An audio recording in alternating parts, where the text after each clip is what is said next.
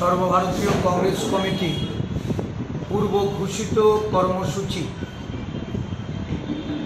Vote চোর গদি ছোর 14ই August সারা দেশে ক্যান্ডেল র্যালির মাধ্যমে যেটা শুরু হয়েছিল, আমাদের রাজ্যেও আমরা প্রতিটা জেলায় জেলায় এই মশাল মিছিল করে ভোট চুরির প্রতিবাদে আমাদের রাজ্যের জনগণের কাছে ভারতের নির্বাচন কমিশন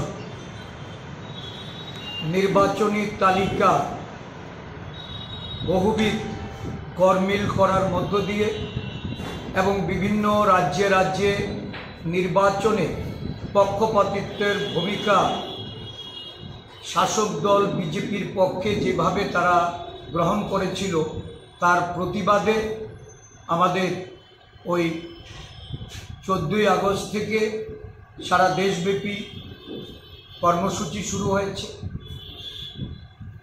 22শে আগস্ট থেকে 7ই সেপ্টেম্বর অবধি ভারতবর্ষের বিভিন্ন জেলায় জেলায় ভোট চোর গদি ছোর এই কর্মসূচিতে আমরা জনসভা করেছি, পদযাত্রা করেছি এবং বিভিন্ন জায়গায় বাইক র্যালি থেকে শুরু করে আমাদের সমস্ত কেন্দ্রীয় নেতৃত্ব, রাজ্য নেতৃত্ব এই কর্মসূচির মধ্য দিয়ে জনগণকে সচেতন করেছে। এবং তৃতীয় পর্যায়ে আমাদের যে কর্মসূচি সেটা আজ থেকে শুরু হচ্ছে ভোট চুরির সাক্ষরতা অভিযান।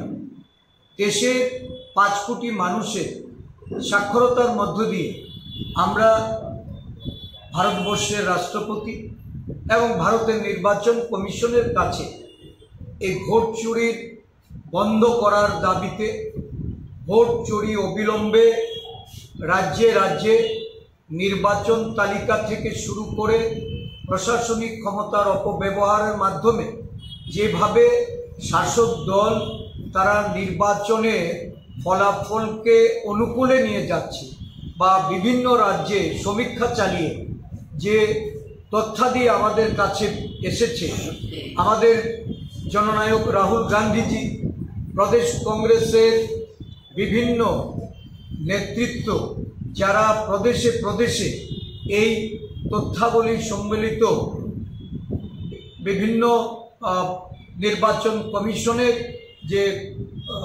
এই ভোটার লিস্ট থেকে তাদের অসহযোগিতা এবং তাদের এই নির্বাচন তালিকায় অবৈধ নাম লিপিবদ্ধ করা থেকে শুরু করে নানা ধরনের যে সুযোগ সুবিধা শাসক বিজেপিকে প্রদান করেছে, যার মাধ্যমে একটা সরকার প্রতিষ্ঠিত হয়ে যারা বৈধতা অনুযায়ী সরকারে আসতে পারে না, তারা গদি দখল করেছে বা গদিতে আসীন হয়েছে, তাদেরকে গদিচ্যুত করার জন্য আমরা ভারতবর্ষের রাষ্ট্রপতি সহ নির্বাচন কমিশনের কাছে আমাদের সুনির্দিষ্ট কিছু দাবিসমূহ আমরা তুলে ধরছি। এটা হবে এই দেশের মানুষের কণ্ঠস্বর। ভোট চোর যারা গদিতে আসীন তাদের বিরুদ্ধে মানুষের সোচ্চার প্রতিবাদ।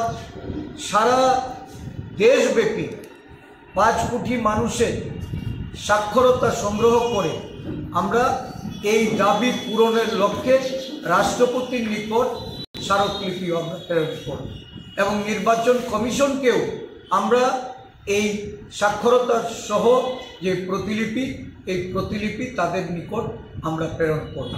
আমাদের যে দাবি ভারতবর্ষের নির্বাচন কমিশনের কাছে আমরা এই দাবি রাখছি।